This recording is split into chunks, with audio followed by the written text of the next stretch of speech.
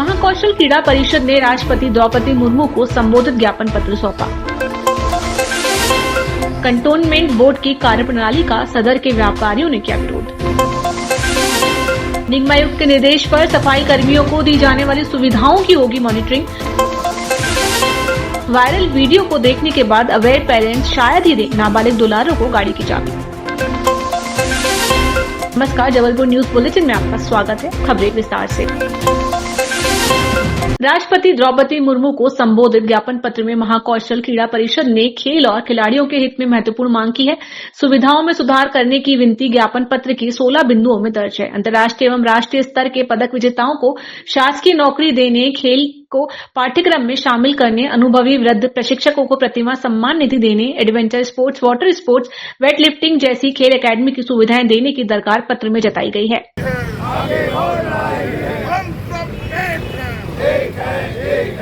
गाड़ियों की जायज मांग पूरी करो, पूरी करो, पूरी करो।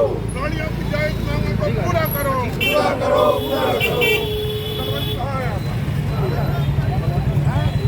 सरकार जब कोई एशियाड में पदक जीत के आता है या ओलंपिक में पदक जीतता है, फर्स्ट सेकंड थर्ड आता है, तो उसको जो करोड़ों रुपए प्राइज मनी दी जाती है, सरकार को चाहिए कि वो प्राइज मनी ना दे और एक खिलाड़ी किस कठिनाइयों से उस मुकाम तक पहुंचा है उसमें खर्च करे। आज एक नीरज चोपड़ा जब अवार्ड ले आया, जब उसको करोड़ों रुपए दिया गया, अरे वो नीरज चोपड़ा बनने के लिए क्या क्या उसको कठिनाइयां हुई है, उसमें ध्यान देना चाहिए सरकार को। मैं Shanu Yadav, convener Madhya Pradesh referee board kabaddi संघ। कंटोनमेंट बोर्ड की कार्यप्रणाली का स्थानीय व्यापारियों ने विरोध दर्ज किया है। व्यापारियों का कहना है कि किराए को 100 गुना से अधिक बढ़ाना अनुचित है। इसी तरह ट्रांसफर फीस में भी की गई वृद्धि से व्यापारियों के कामकाज पर प्रतिकूल असर पड़ रहा है। ने वरिष्ठ अधिकारियों और जनप्रतिनिधियों से इस महत्वपूर्ण विषय पर तुरंत ध्यान देने की मांग की है। व्यापारी हूँ सदर व्यापारी संघ में। हमारे जितने भी व्यापारी हैं वो सब यहाँ पर कैंट बोर्ड में मांग लेकर आए हुए हैं, क्योंकि इनका जो किराया है करीब 100 गुना से भी ज़्यादा बढ़ा दिया गया है, जो कि उचित नहीं है। नियमानुसार जो किराया है वो अधिकतम 15% और न्यूनतम 15% और अधिकतम 30% से ज़्यादा नहीं बढ़ना चाहिए, वो भी हर 5 साल में। इनका किराया प्रति माह में जो है उसकी वृद्धि 200 रुपये की वृद्धि सीधा उठाकर 2000 रुपये कर दी गई है, और उससे भी अधिक। मेरा एक और जो ट्रांसफ़र फीस है, जो ट्रांसफ़र फीस 2000 रुपये लगती थी, उसको उन्होंने 1.5 लाख रुपये कर दिया है। सारे व्यापारी अभी यहाँ पर चर्चा के लिए उपस्थित हुए हैं, जो सीओ साहब से और ब्रिगेडियर साहब से चर्चा करेंगे। उसके बाद आगे क्या रूपरेखा बनती है, सारे व्यापारी मिलकर उसको निश्चित करेंगे। और हम जिस प्रकार से रवैया कैंट बोर्ड द्वारा अपनाया जा रहा है, ये रवैया ठीक नहीं है, क्योंकि नियम अनुसार ही देश चलता है। अगर नियम का उल्लंघन करेंगे तो व्यापारी और पूरा देश कहाँ जाएगा, ये आप बताइए। कैंट एक्ट बना हुआ है, जिसमें एक बिल्कुल निश्चित है कि इतना किराया बढ़ना है, और किराया बढ़ भी रहा है, नाम ट्रांसफ़र की फीस भी बराबर जा रही है, सारी चीज़ हो रही है, तो फिर ये जास्ती व्यापारियों के साथ क्यों? अजय वाधवानी, डॉक्टर अजय वाधवानी, व्यापारी संघ जबलपुर। कैंट के छावनी व्यापारी बंधुओं द्वारा कैंट के लोकप्रिय विधायक सम्मानीय अशोक रोहानी जी से संपर्क किया गया। कैंट क्षेत्र में जो कैंट की दुकानें हैं उसमें जो टैक्स है वो बहुत ही ज़्यादा कैंट बोर्ड ने बढ़ा चढ़ा के पेश किया है। जो किराया है दुकानदारों का उसको नियम विरुद्ध किया जाए, जैसा कि एक्ट में लिखा हुआ कि 10 से 30% के बीच में हम बढ़ा सकते हैं। व्यापारी भी सहमत है कि आप 10% बढ़ाएं, हम तैयार हैं देने के लिए, लेकिन 1,000% टैक्स बढ़ा देना ये न्यायोचित नहीं है। इसी मांगों को लेकर आज हमारी सीओ साहब से चर्चा हो गई। कुछ ही क्षणों में शायद ब्रिगेडियर साहब भी आने वाले हैं कैंट बोर्ड में, उनसे भी चर्चा होगी और हम अपने व्यापारियों को न्याय दिलाएंगे। संजय जैन, पूर्व पार्षद। नगर पालिका निगम के सफाई कर्मचारियों को निम्न स्तरीय जानलेवा परिस्थितियों में काम न करना पड़े, इसके लिए निगमायुक्त प्रीति यादव ने ठेका कंपनी के कामकाज की निगरानी करवाने की बात कही है। कोरोना जैसी जानलेवा संक्रामक बीमारी के आहट की जताई जा रही आशंका के बीच जबलपुर में निगम से संबंध सफाई कर्मी बगैर सुरक्षा मानकों के बीच काम करते देखे जा सकते हैं। तकनीकी अधिकारी कर्मचारी संघ संरक्षक ने सफाई प्रक्रिया में अनियमितता के गंभीर आरोप लगाए हैं। पूरी ड्रेस है उनकी, उनको मास्क चाहिए, उनको जूते चाहिए, ग्लव्स चाहिए, और सफाई के लिए व्यवस्थाएं चाहिए। सैनिटाइजर तो छोड़ दो, आप वो तो है ही, वो तो लेना। आज मान लीजिए वो नालों में घुसते हैं या सफाई करते हैं तो हाथ ही से करेंगे ना, तो उसके लिए सारे संसाधन जुटा के देना चाहिए नगर निगम को। वेतनमान की क्या स्थिति है? वेतनमान की बहुत बुरी स्थिति है पूरे निगम की। अभी हम कर्मचारियों को फोकस कर रहे हैं। हाँ, कर्मचारी निगम के सफाई कर्मचारी नहीं, देखिए क्या है, अभी हमारी खबर में उसमें बहुत अच्छी स्थिति नहीं है। जिसमें ठेके कर्मचारियों की तो बहुत बुरी स्थिति, बहुत ही बुरी स्थिति, बुरी नहीं, उनको तो 4-4, 6-6 महीने से वेतन ही नहीं मिल रहा।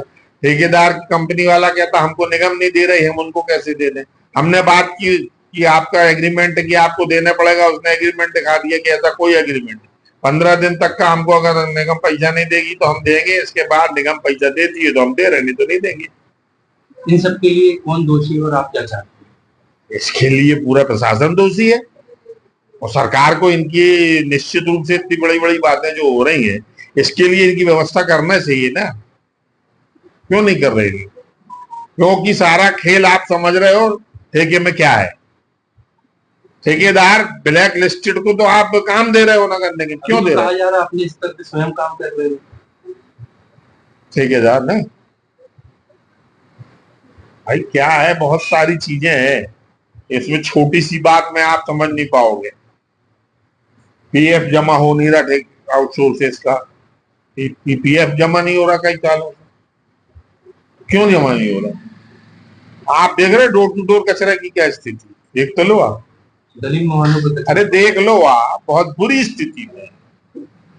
इस और ध्यान आकृष्ट कराने पर नगर निगम आयुक्त प्रीति यादव ने संबंधित सफाई एजेंसी की कामकाज की पड़ताल करने की बात कही है। साथ ही टेंडर की शर्तों पर अमल करना ठेकेदार के लिए अनिवार्य बताया है। देखिए, अभी नया टेंडर हुआ है तो इसमें इन सभी मानकों पे मैंडेटरी किया गया है कि सभी जो ठेकेदार हैं उनको ये प्रोवाइड करना है। इनकी जांच इनिशियली हमने सभी को एक जगह बुला के सारे इक्विपमेंट्स की जांच की थी, तब वो पाए गए थे।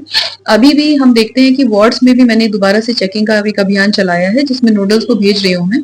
अगर कहीं भी बिना इक्विपमेंट के लोग पाए जाते हैं अपने कर्मचारी काम करते हुए तो ठेकेदार पे भी कार्रवाई की जाएगी और ये इंश्योर भी किया जाएगा कि सभी के पास ये इक्विपमेंट्स रहें। खास करके जब नाली या नाले साफ करते हैं या इस तरह का कोई भी छोटा काम, जो छोटी नालियों का काम होता है, उस समय भी देखा जाए कि श्रमिकों के पास ये सारे मास्क हो गए या फिर अन्य गैजेट्स हो गए वो हो। कई सारे टेंडर्स हैं इसमें, टोटल 4 वेंडर्स हैं जो ये काम संभाल रहे हैं।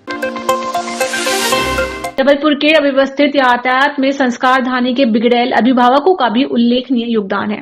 उनकी बानगी वायरल वीडियो फुटेज में देखने को मिली। सवाल उठता है कि इसमें दोष किसका है, पुलिस का, यातायात विभाग का, या फिर दोषी माता पिता का, या उन अभिभावकों का जो अपने बच्चों की खुशी के लिए किसी भी जान को जोखिम में डालने से नहीं बचते। पुलिस की इस अपील पर भी गौर करना बहुत जरूरी है।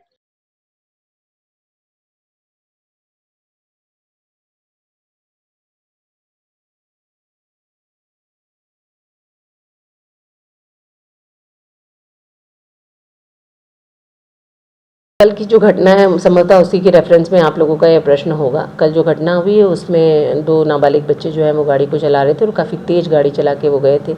उन्होंने 2 एक्सीडेंट एक साथ कारित किए थे। एक में एक महिला को लगी है, उसके बाद वो बच्चे गिरे हैं और पीछे से एक टैंकर जो है वो उनके साथ अटैच हुआ था आकर। इस घटना को अगर हम देखें तो बहुत स्पष्ट होता है कि जो बच्चे 12-13 साल के हैं उनको गाड़ी चलाने के लिए कैसे मिल गई, ये बहुत बड़ा प्रश्न है। और इसमें इनके अभिभावकों को देखना चाहिए कि उनके बच्चे इस तरह जो नियम के विरुद्ध है गाड़ी चलाएं, इस पर वो कंट्रोल करें। जहाँ तक इस एक्सीडेंट का प्रश्न है, इसमें जो है कार्रवाई बिल्कुल होगी और जिनकी गाड़ी है, जिन्हें वो बच्चे चला रहे थे, उनके खिलाफ आवश्यक रूप से कार्रवाई की जाएगी। आपकी मीडिया प्लेटफॉर्म के माध्यम से मैं लोगों से अपील करना चाहूँगी कि आप अपने जितने भी बच्चे हैं उनका ध्यान रखें और उन्हें किसी भी तरह के वाहन देने के पहले ये देख लें कि अगर कोई भी वाहन से कोई घटना हुई तो उसके लिए उस वाहन के मालिक की जिम्मेदारी अवश्य तय की जाएगी। जिस वाहन से एक्सीडेंट हुआ है और नाबालिग बच्चे ही क्यों ना हो, सामने वाले का नुकसान तो हुआ है, तो इसमें जो है वो कार्रवाइयाँ तो होनी है। अब ये देखना पड़ता है एक्सीडेंट के केसेस में कि क्लेम केसेस हैं या क्या है। जो भी तथ्य सामने रहेंगे उसके हिसाब से कार्रवाई की जाएगी। पुलिस अधीक्षक संपत उपाध्याय के निर्देश पर शहर और ग्रामीण इलाकों में चेकिंग पॉइंट लगाकर कार्रवाई की जा रही है। अभियान के तहत नियमों का उल्लंघन करने वाले वाहन चालकों पर मोटर व्हीकल एक्ट के तहत कार्रवाई की गई। संयुक्त टीमों ने चालान संबंधी 1,500 के लगभग प्रकरण बनाए। इसमें 7,05,500 रुपए का समन शुल्क वसूल किया गया।